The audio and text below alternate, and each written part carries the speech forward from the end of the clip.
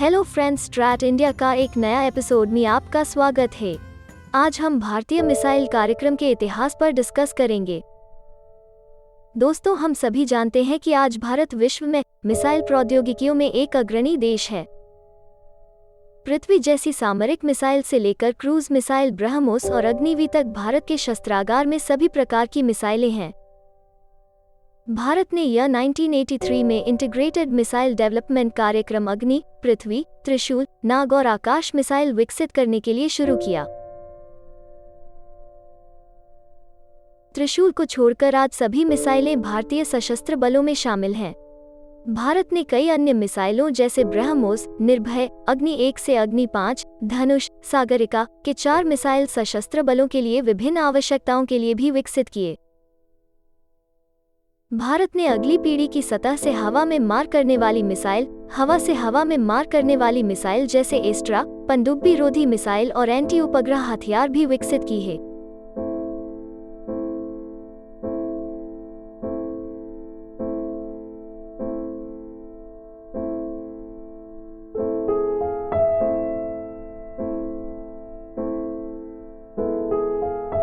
Bharat hypersonic missile technology के क्षेत्र में भी काम कर रहा है, जो भारत के मिसाइल शस्त्रागार में एक घातक प्रणाली होगी।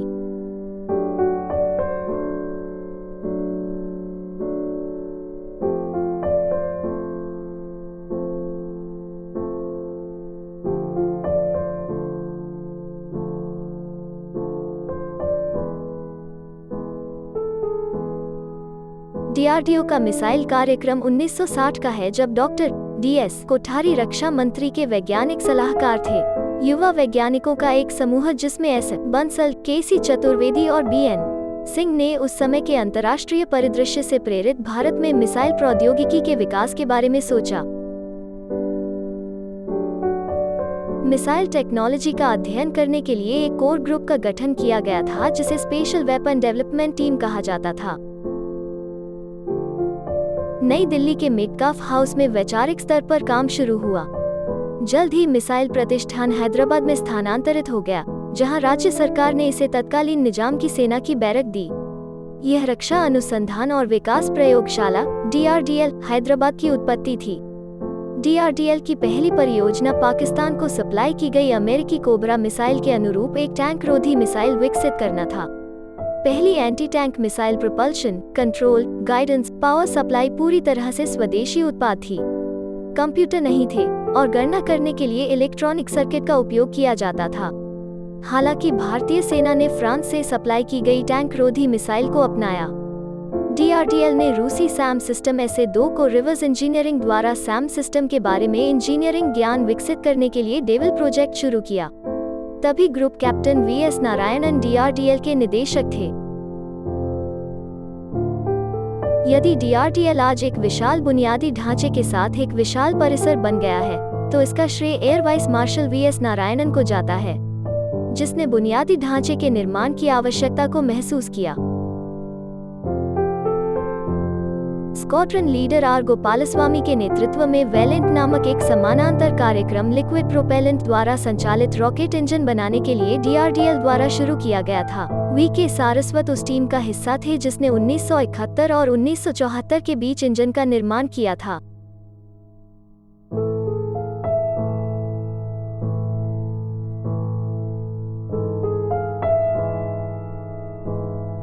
भारत ने 1964 से 1971 तक घरेलू और विदेशी निर्मित दोनों तरह के साउंडिंग रॉकेटों के विभिन्न संस्करणों को लॉन्च किया।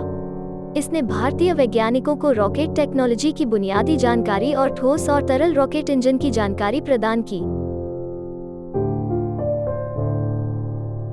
1971 में Sriharikota high altitude range Rohini 125 sounding rocket का प्रक्षेपण के साथ चालू हो गया। 1970 में भारतीय अंतरिक्ष अनुसंधान संगठन इसरो ने 4 चरणों वाला उपग्रह प्रक्षेपण यान SLV बनाने का फैसला किया। रॉकेट के 4 चरणों के डिजाइन और विकास को 4 उप परियोजनाओं में विभाजित किया गया। Doctor APJ Abdul Kalam satellite launch vehicle के चौथे चरण के परियोजना निदेशक थे।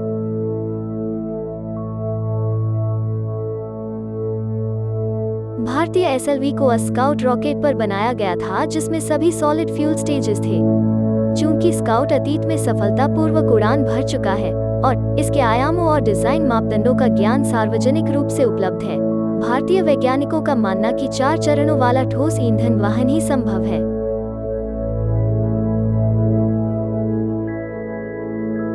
भारत का पहला उपग्रह लॉन्चर, इसका डिजाइन लगभग स्काउट के समान है। दोनों रॉकेट 23 मीटर लंबे हैं, 4 समान ठोस ईंधन चरणों और ओपन लूप गाइडेंस का उपयोग करते हैं और 40 किलोग्राम पेलोड को कम पृथ्वी की कक्षा में उठाते हैं। SLV का 30 फुट का पहला चरण बाद में अग्नि का पहला चरण बन गया। जर्मनी ने भारत को 3 अपरिहार्य मिसाइल टेक्नोलॉजी गाइडेंस, रॉकेट परीक्षण और कंपोजिट मटेरियल का उपयोग में मदद दी।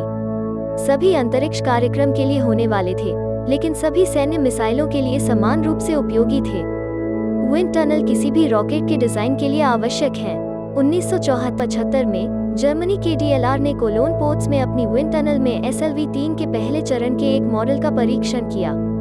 DLR ने भारत को रॉकेट परीक्षण सुविधाओं का निर्माण करने, एक पूर्ण सुविधा डिजाइन प्रस्तुत करने और उच्च ऊंचाई वाले परीक्षण में भारतीय इंजीनियरों को प्रशिक्षण देने में भी मदद की।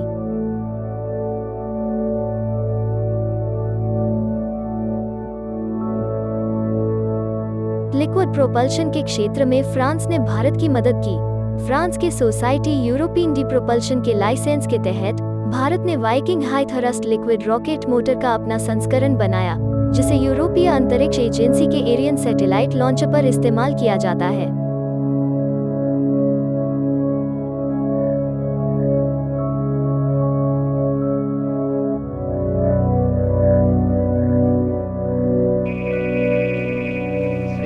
भारत ने सैटेलाइट लॉन्च व्हीकल को असेंबल करने के लिए घरेलू विकास या अन्य देशों के साथ संयुक्त विकास द्वारा सभी महत्वपूर्ण तकनीकों का विकास किया। The 23-meter-long 4-stage SLV-3 rocket is to put a 41.5 kilogram Rohini satellite into an elliptical orbit.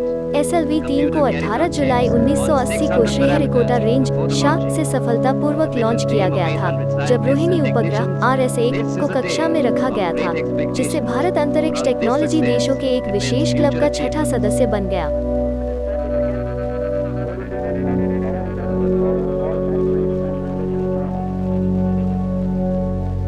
Pre-launching operations are viewed with bated breath by Prime Minister Indira Gandhi, the Chief Minister of Andhra Pradesh, Mr. N.G. Ramarao, a number of scientists and technicians, and members of the press.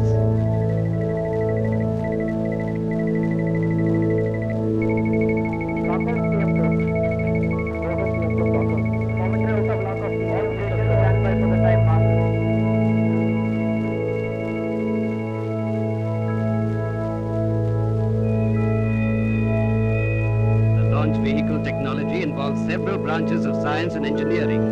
43 major industries have contributed to the building of the rocket, with 44 major systems and 250 subsystems.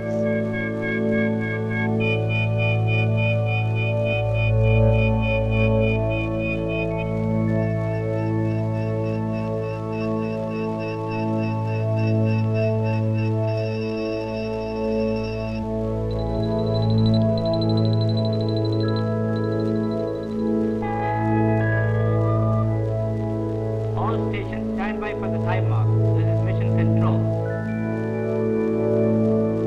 As the countdown begins, every second adds to the excitement.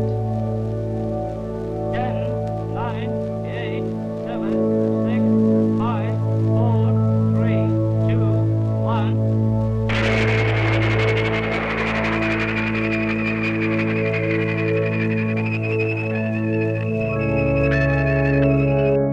सभी आवश्यक technology के साथ भारत ने 1983 में एक एकीकृत missile विकास कार्यक्रम शुरू करके एक मिसाइल बल विकसित करने के लिए अपना ध्यान केंद्रित किया।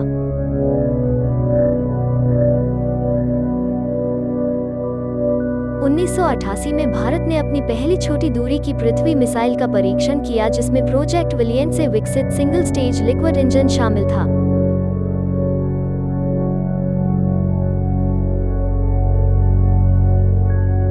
भारतीय वैज्ञानिक उस समय सॉलिड प्रोपेलेंट इंजन को संभालने में आश्वस्त नहीं थे, इसलिए पृथ्वी एक तरल इंजन के साथ लॉन्च किया गया था।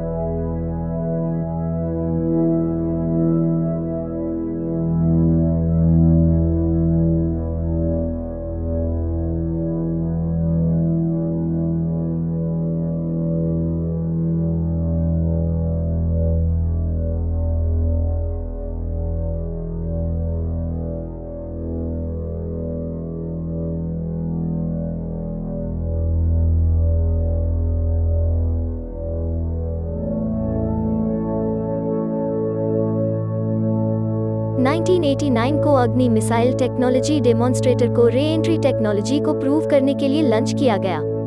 अग्नि ने पहले चरण में SLV-3 सॉलिड मोटर का इस्तेमाल किया और दूसरे चरण में पृथ्वी इंजन को लगाया गया था।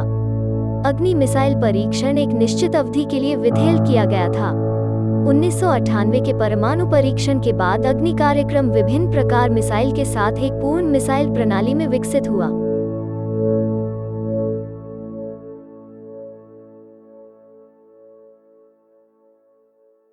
आज भारतीय मिसाइल कार्यक्रम किसी से पीछे नहीं है।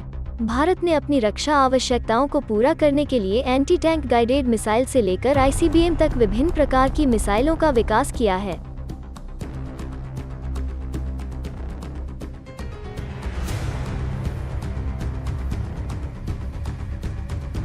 इसी बात पे यही एपिसोड को खत्म करते हैं। शेयर करें, सब्सक्राइब करें। जय हिंद।